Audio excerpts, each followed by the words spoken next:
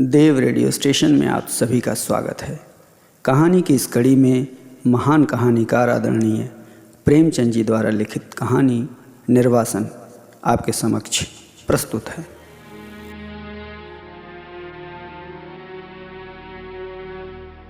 परशुराम, वहीं दालान में ठहरो।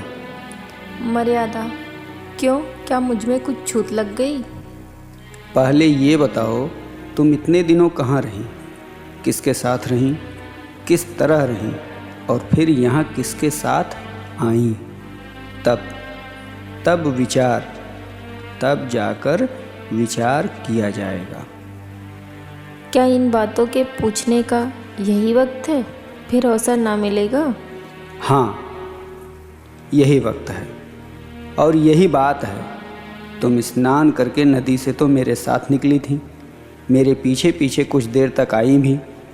मैं पीछे फिर कर तुम्हें देखता जाता था, फिर एकाएक तुम कहाँ गायब हो गई? तुमने देखा नहीं? नागा साधुओं का एक दल सामने से आ गया। सब आदमी इधर उधर दौड़ने लगे। मैं भी धक्के में पड़कर जाने किधर चली गई। जरा भीड़ कम हुई तो तुम्हें ढूंढने लगी, बासु का नाम ले लेकर पुकारने लगी, पर तुम ना दिखाई दिए। अच्छा, तब मैं एक किनारे बैठकर रोने लगी।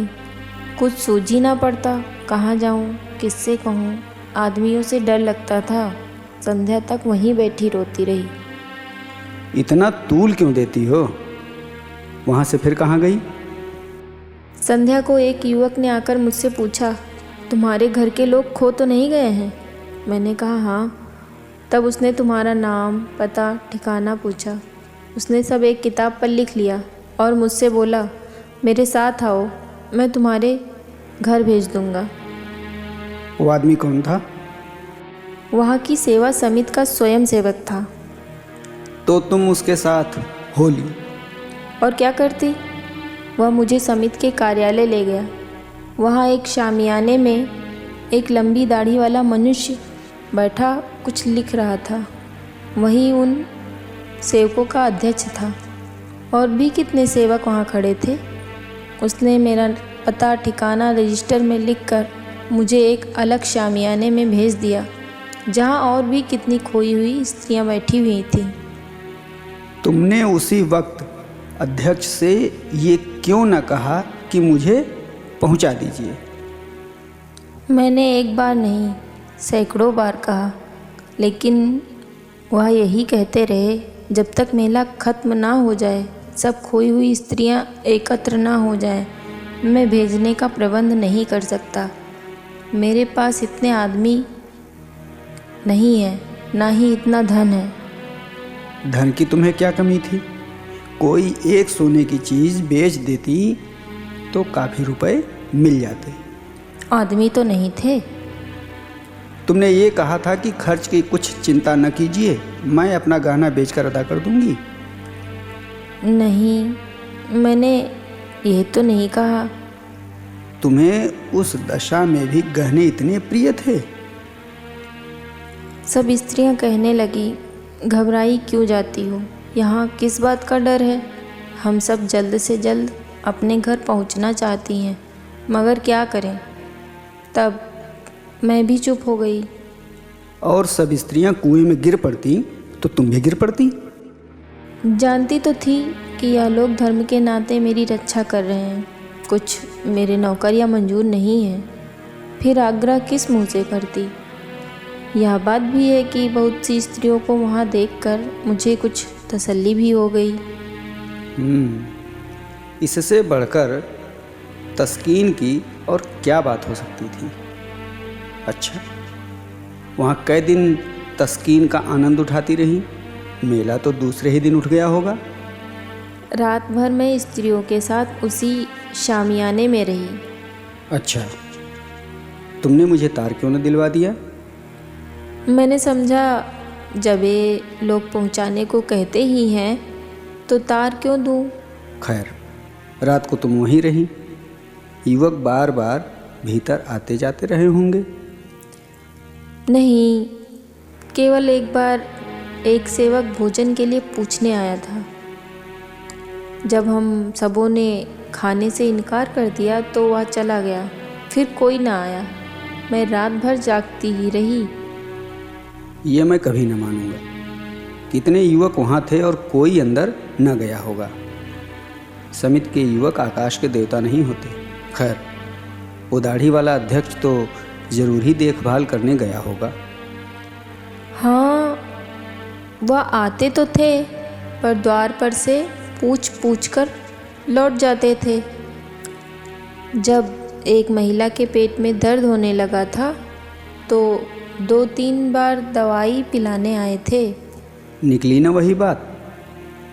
मैं इन धूर्तों की नस नस पहचानता हूँ।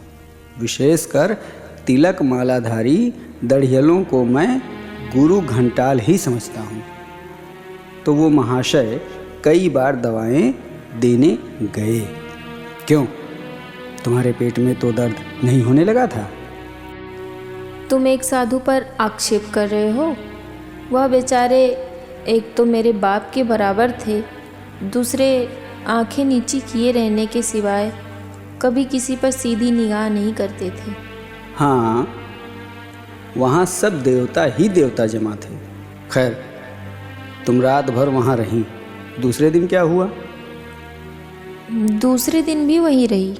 एक स्वयं सेवक हम सब स्त्रियों को लेकर मुख्य पवित्र स्थानों के दर्शन कराने गया।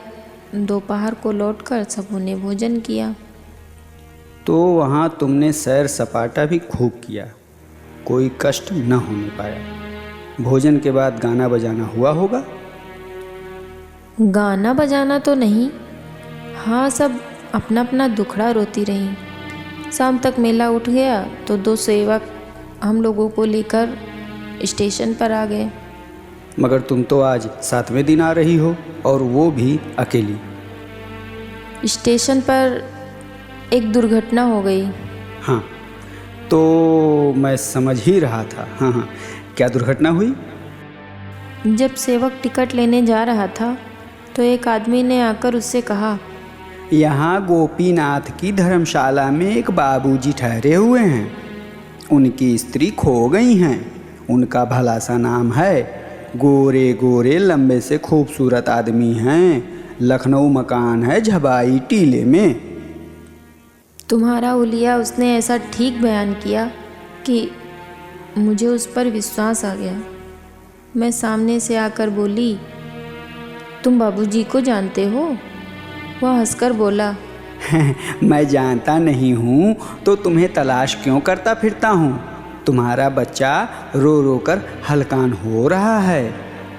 सब औरतें कहने लगी, चली जाओ, तुम्हारे स्वामी जी घबरा रहे होंगे। स्वयं सेवक ने उससे 2-4 बातें पूछकर मुझे उसके साथ कर दिया। मुझे क्या मालूम था कि मैं किसी नर पिशाच के हाथों में पड़ी जाती हूँ। दिल में खुशी थी कि अब बासु को देखूंगी, तुम्हारे दर्शन करूंगी। शायद इसी उत्सुकता ने मुझे असावधान कर दिया। तो तुम उस आदमी के साथ चल दी? वो कौन था? क्या बतलाऊं कौन था? मैं तो समझती हूँ कोई दलाल था। तुम्हें यह न सूझी कि उससे कहती जाकर बाबूजी को भेज दो? अदिन आते हैं तो बुद्धि भ्रष्ट हो जाती है। कोई आ रहा है। मैं गुसल खाने में छिपी जाती हूँ। आओ भाभी, आओ। क्या अभी सोई नहीं? 10 तो बज गए होंगे। वासुदेव को देखने का जी चाहता था भैया। क्या सो गया? हाँ, वो तो अभी रोते रोते सो गया है। कुछ मर्यादा का पता मिला? अब पता मिले भी तो तुम्हारे किस काम का? घर से निकली हुई स्त्रियां थान से छूटी घोड़ी हैं, जिसका कुछ भरोसा नहीं। कहाँ से कहाँ मैं उसे लेकर नहाने गया। होनहार है भैया, होनहार। अच्छा, तो मैं जाती हूँ। होनहार नहीं है, तुम्हारी चाल है। वासुदेव को प्यार करने के बहाने तुम इस घर पर अधिकार जमाना चाहती हूँ। बको मत। ये बताओ वो दलाल तुम्हें कहाँ ले गया? स्वामी, या ना पूछिए, मुझे कहते लज्जा आती है। यहाँ आते तो और भी लज्जा आनी चाहिए थी।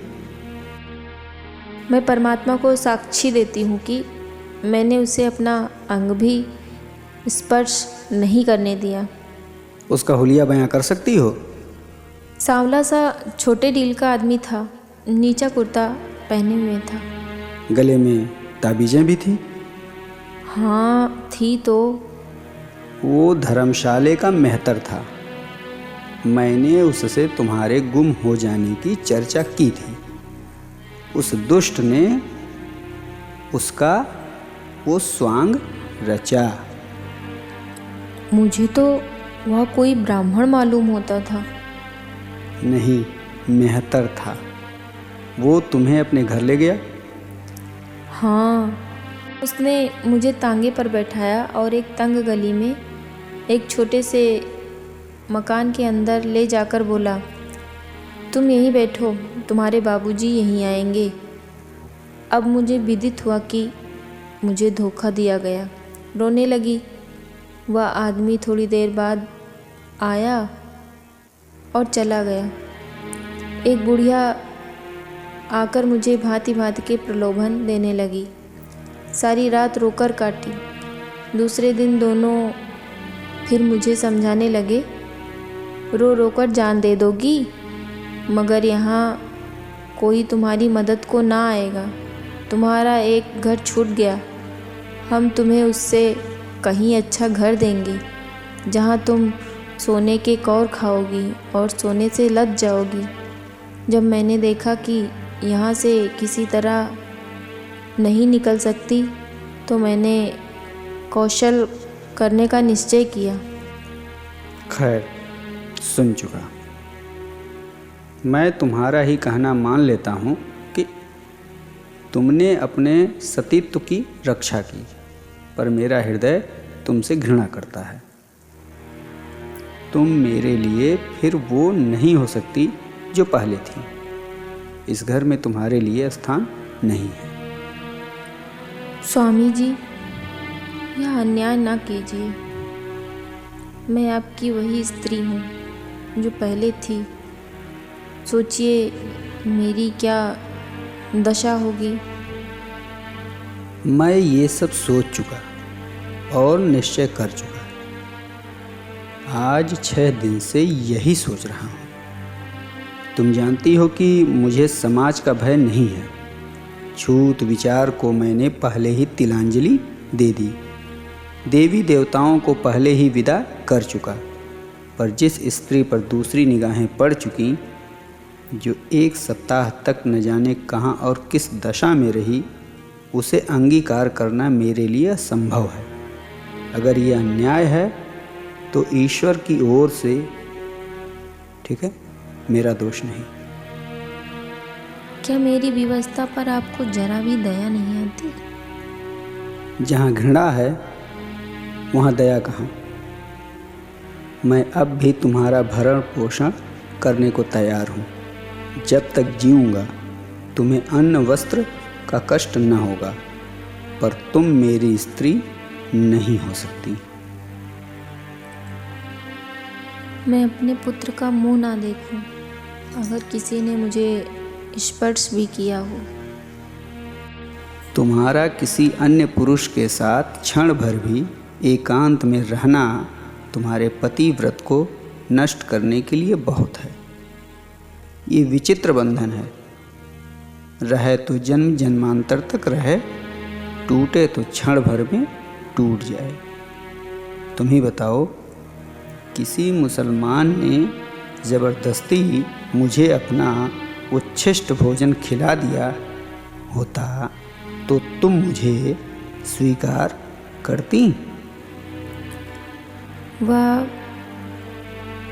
तो दूसरी बात है। नहीं, एक ही बात है। जहाँ भावों का संबंध है वहाँ तर्क और न्याय से काम नहीं चलता।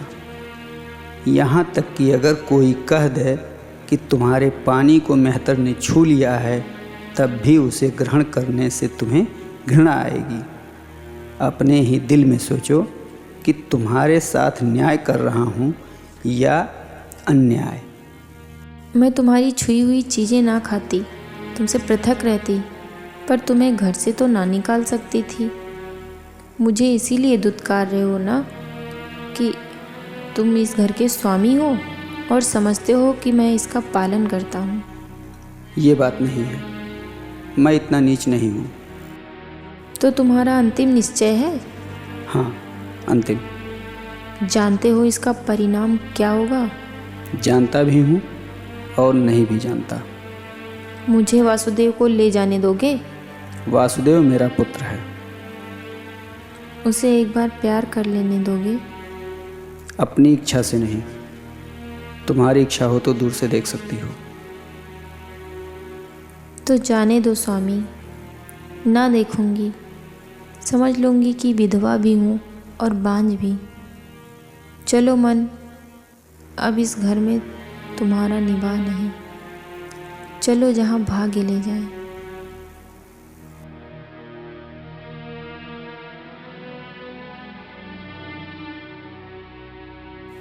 कहानी की इस कड़ी में आप सुन रहे थे आदरणीय प्रेमचंद जी द्वारा लिखित कहानी निर्वासन। अगली कड़ी में एक नई कहानी के साथ फिर मिलेंगे हम लोग। मैं हूँ देवव्रत और मैं मोहिनी देव सिंह। तब तक के लिए हम दोनों का प्रणाम। प्रणाम।